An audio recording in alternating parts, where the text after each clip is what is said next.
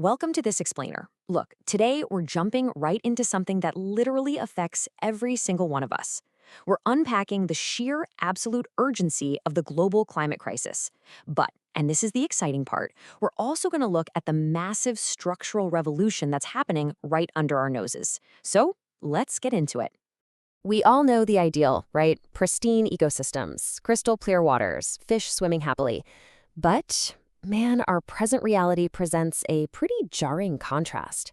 Right now, we're looking at waterways completely choked with plastic, and biodiversity is just plummeting. I mean, this isn't some hypothetical scenario. This is the absolute baseline we are working from today. And why does this demand our immediate attention? Well, it comes down to one brutally simple truth. Physics does not negotiate. Scientists have made it abundantly clear. You know that 1.5 degrees Celsius limit we established for global warming? Yeah, we're crossing it. And every tiny fraction of a degree doesn't just add a small, isolated problem. It essentially acts like an accelerator pedal for every single existing crisis we face. So here's exactly how we're going to unpack this today. We'll start with the reality of the climate crisis, map out the origins of global action, look ahead to World Environment Day 2026, examine the heavy stakes of inaction, and finally uncover that silent structural revolution I mentioned earlier. All right, Section 1, the climate crisis reality inside our present. Let's see why treating the environment with extreme urgency is basically the exact same thing as protecting our own lives. You see, the climate crisis isn't some distant threat waiting for us way off in the future anymore. It's firmly planted in our present reality. Think about it. We are exceptionally good at taking care of our own lives, right? But we absolutely have to apply that exact same level of care to the planet. Why?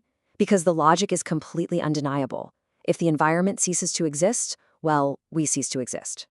Moving on to Section 2, Origins of Environmental Action, Mapping the Movement. What's really fascinating here is seeing exactly how global leaders actually stepped up to address these warnings early on.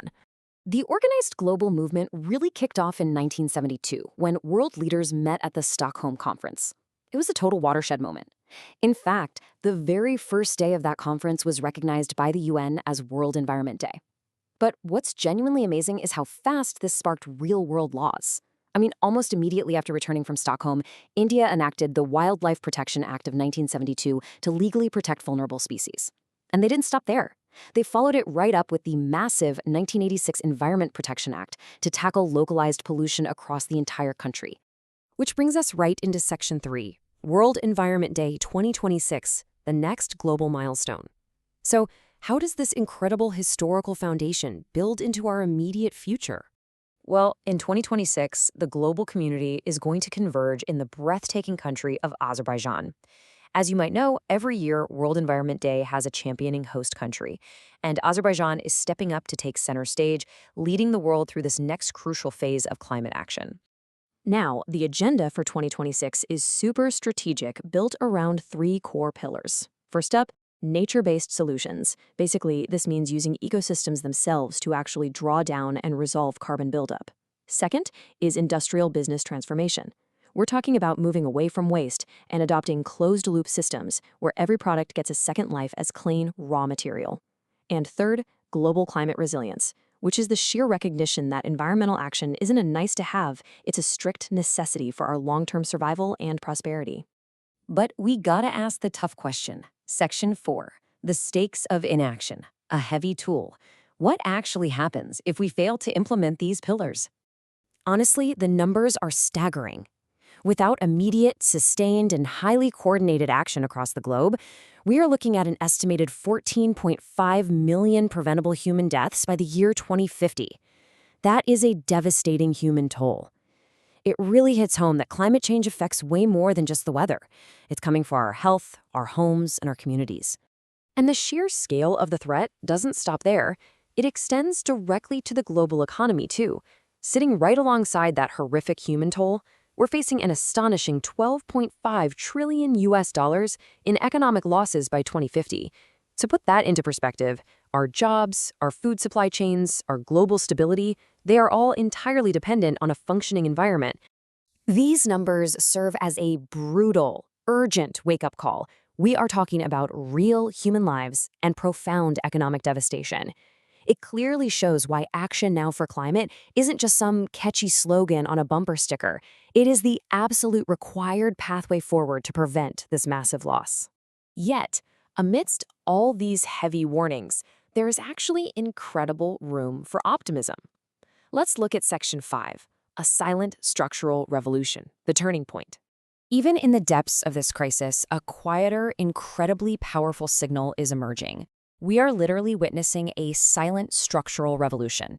Take solar energy, for example. It is expanding faster right now than any energy source in recorded human history. How crazy is that? And it goes way beyond just solar. We are seeing wind power completely reshape national electricity grids.